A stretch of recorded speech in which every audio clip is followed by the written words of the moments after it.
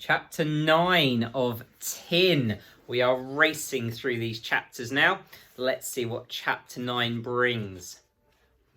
You listen here, Jack, my lad.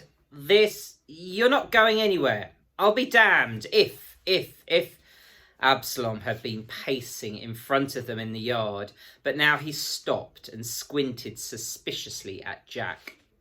Those aren't your legs, he said. They're his fancy going away legs, Mr. Absalom, chirped Rob. Absalom paced up and down even faster now, wringing his hands as he ranted. Well now, this is a fine how do you do, and no mistake. This is a proper way to show gratitude, isn't it?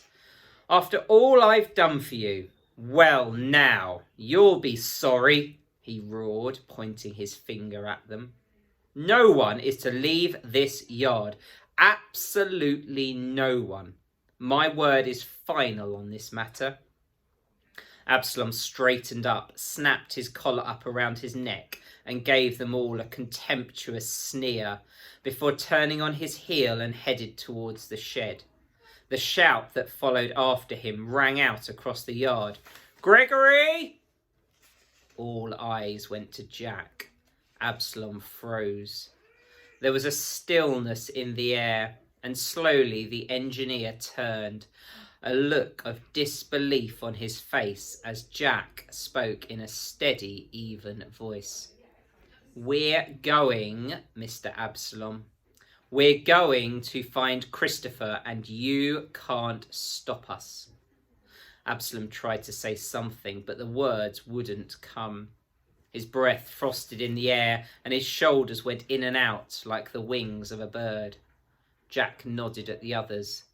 It's time to go. Jack turned towards the truck, and the others started to follow. He was surprised by the silence, and it was only when he opened the door of the cab that he heard a wait behind him. Jack climbed up into the driver's seat and was about to shut the door when Absalom grabbed the handle and held it open. You can't, Absalom shouted. His eyes were wild and desperate. Yes, we can, said Jack. Gripper helped Rob and Manda into the passenger seat while Absalom gabbled at Jack. I won't allow it, he shrieked. Jack tried to pull the door closed, but Absalom held fast and was about to force himself into the cab until Gripper intervened by gently placing a giant hand on the engineer's chest. You can't do this, Jack. You belong to me. Jack shook his head. We belong to no one now, Mr. Absalom. Gripper clambered into the back, and there was the familiar sinking sensation as the truck creaked under his weight. Jack concentrated, stretched, and gave a sigh of relief when his new telescopic legs extended far enough to reach the pedals. Manda clapped with delight. Absalom flashed her an anguished look and then looked pleadingly at Jack. Jack, please, he moaned. Jack turned the key in the ignition and the engine stuttered and rumbled into life. Goodbye, Mr. Absalom, he said. As the truck moved off, the engineer made one final scramble to grip the door handle, but only succeeded in tumbling to his knees. He watched helplessly as Jack and the others drove out the gate. Jack looked in the wing mirror and saw his forlorn shape, tiny, lost, and sobbing amid the mounds of junk, and he felt a momentary pang of guilt. Jack could feel Rob looking at him as he drove. He turned briefly to see him biting his upper lip, then look away hurriedly when he realised Jack had noticed. What is it, Rob? asked Jack.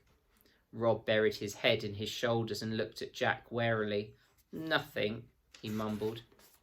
Jack sighed. Come on, Rob, out with it. Rob seemed to consider things for a moment, then he blurted, Aren't you scared? Jack smiled. Of course I'm scared. It wouldn't be natural if I wasn't. If I had a heart, it would be hammering right now. But we have to do it anyway, said Rob defiantly, looking out through the windscreen at the road ahead, because he's our friend. Jack clenched the steering wheel. Exactly. There was a silence for a moment, which was eventually broken by a tiny voice. "I'm not scared." Jack grinned. "Good for you, Manda." Jack gave her best, "I mean business," look and scrunched her teddy bear tightly to her chest. Jack chuckled. "So where do we start?" asked Rob. "Addenbury," said Jack. Rob gave him a confused look. "Christopher's in Addenbury?" "No, silly. We have to pick someone up first." The 3 miles to Addenbury seemed to fly by. Jack was being honest. He did feel frightened, but he also felt a strange rush of exhilaration the further they went along the road. He felt in control and in charge, and the small life he'd known in the junkyard was gone. He could feel his life expanding, becoming part of something bigger. The village was quiet this morning. The first person they met was a milkman driving his horse and cart over the bridge. The only other person who seemed to be up and about was the local postman, who gawped at them and almost fell off his bike in shock when he saw Jack driving the truck. Jack supposed they weren't used to mechanicals around here. Cars were probably a rarity here as well, although he knew for a fact that it wasn't uncommon for someone like himself to drive around the streets of London. They pulled up outside Mrs. Barnaby's guest house. It was a large, solid building with a dozen windows. Manda was particularly taken with it. "Is this where Estelle lives?" she said. "Yes," said Jack. "It's like a palace," she gasped. Jack smiled as he parked the truck just outside the front door. The road was quiet as they climbed out. Gripper made moves to follow them, but Jack told him to stay in the truck. They walked up a zigzag path of crazy paving made from creamy stone, Manda drinking everything in.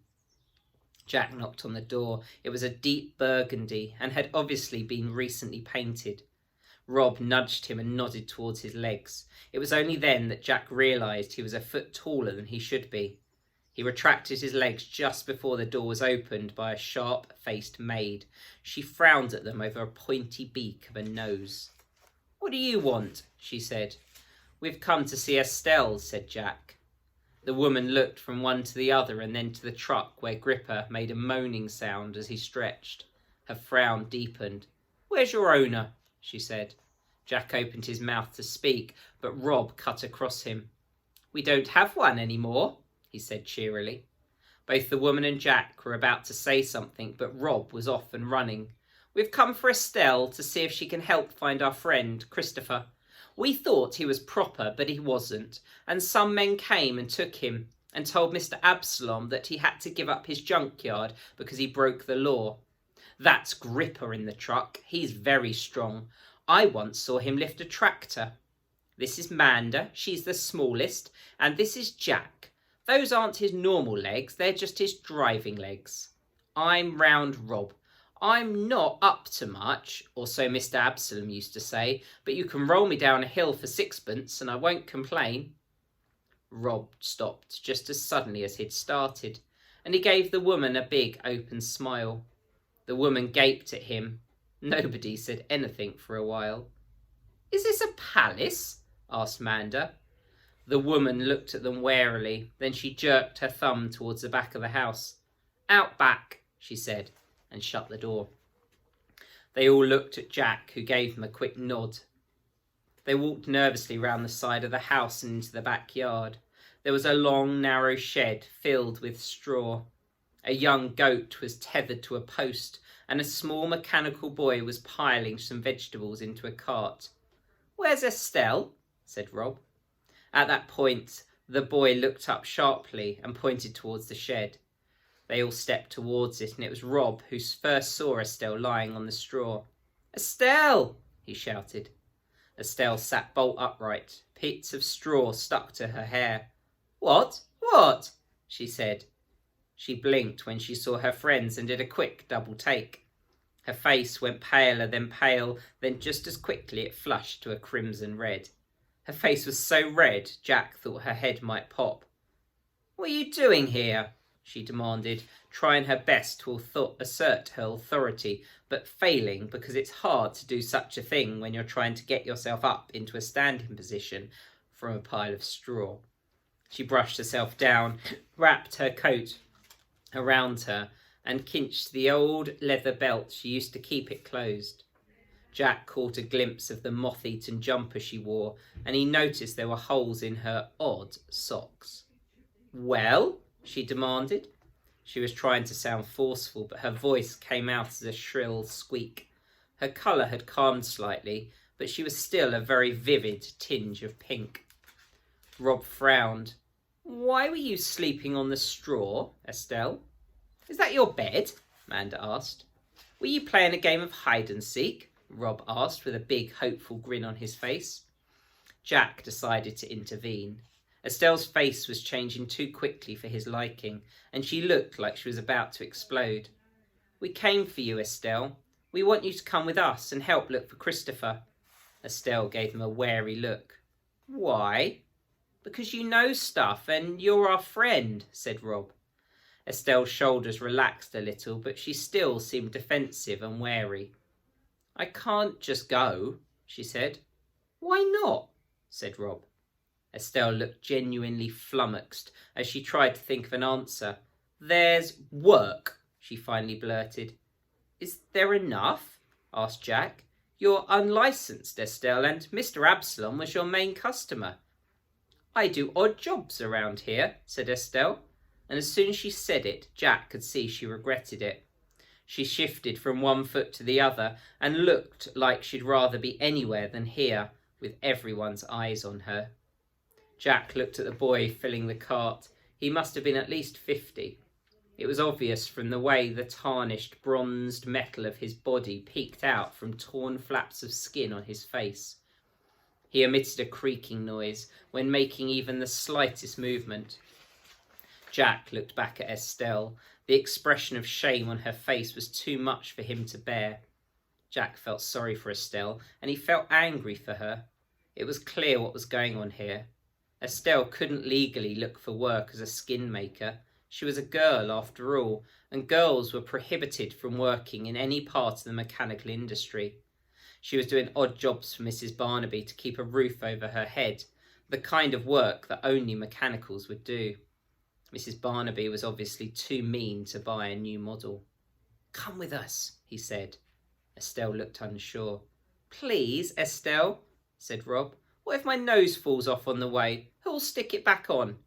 Estelle looked at Jack, and he gave her an encouraging smile. It was decided. Estelle reached for her boots and sat down and started to put them on. "I'll meet you out front," she said. "Just let me get my things." Estelle arrived at the truck a few minutes later with her satchel full of tools. Gripper took it from her and gently laid it in the back. Then he squeezed in beside Rob and Manda in the cab. She still looked slightly flustered, and she pushed her hair back over her shoulders and shook her head in an effort to look imperious. Jack had never seen her so addled. "So," she said, "what's the plan?" Everybody looked at Jack. "We haven't really got one yet," he said.